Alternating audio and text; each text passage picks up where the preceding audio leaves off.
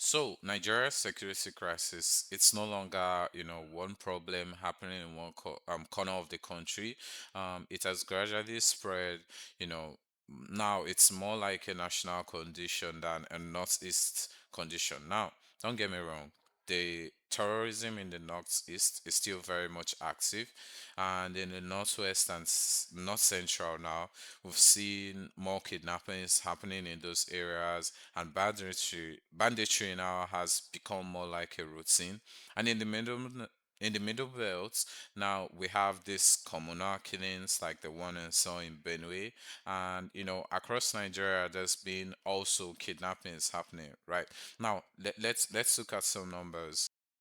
Now, just in case you want to look at some numbers, here are some proofs, right? For example, Nigeria ranked fourth on the 2026 Global Terrorism Index, and the report stated that over 171 terrorist incidents have been recorded in Nigeria, and 750 terrorism deaths just in 2025 alone, right?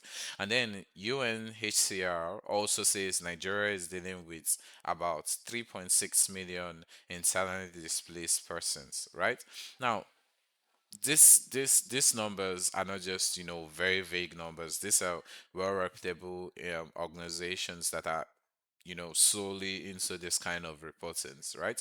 So that basically means a lot of people, about 3.6 million people, have been uprooted from their homes, their farms. They can't go to school, and then they can't even have communities, all because of this violence over the years, right?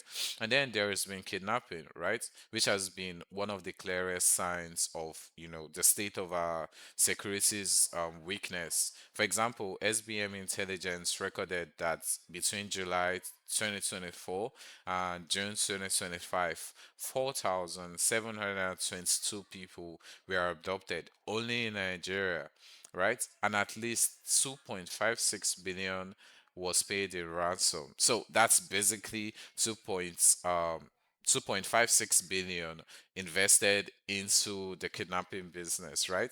Now think about that. Now Nigerian roads are no longer safe. You can't even travel by road anymore. Now this crisis is not even theoretical, right?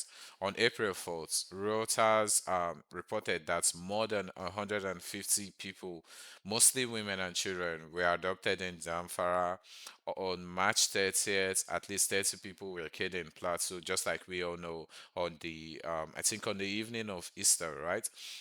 And in April, a military airstrike in Yobe reportedly killed more than 100 civilians and thousand and also hundreds of them, being um, hospitalized. And the numbers of casualties, in situations like this are usually underreported. And yes, there is also an angle that kind of, drew me to talk about this. That was the statements that was issued by the U.S. Embassy in Abuja, that is basically saying non-emergency staff should vacate the embassy immediately, and they're shutting down interviews, and kind of shutting down functionality of the Abuja embassy.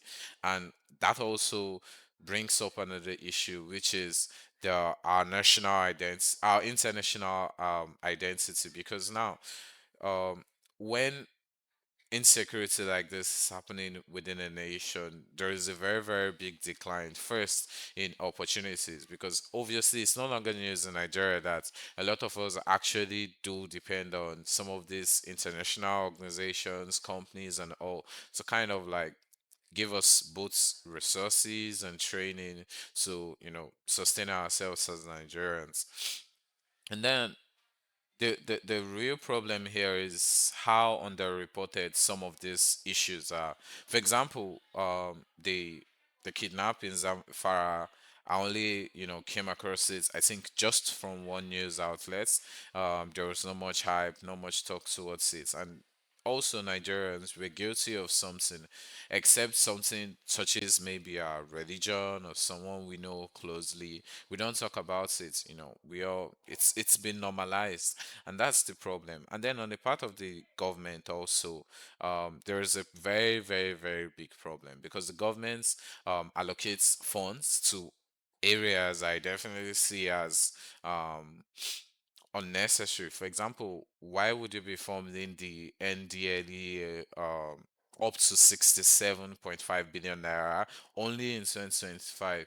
So why not, you know, already we have agencies that do a lot of drug war and all of that. For example, there is a department in the police that sees to drugs. There is NAVDAC and I think one other agency like that. So why is the NDA alone having this huge sum of money, and why not just allocate some of this money more into the our security, general national security? Now I'm not a security expert, but I know for a fact that the military is underfunded. We have very limited officials. So I mean, I'm not saying this to maybe instill fear or any of that into anybody, but then it's kind of like calls for you to rethink, where is Nigeria's security actually headed to? Are we really safe in Nigeria? And then what happens when we end up scaring away all our international partners, our international businesses, and all of that? So insecurity is no longer far; it's on your doorstep. So this is day one of me seeing something and saying something. Thank you.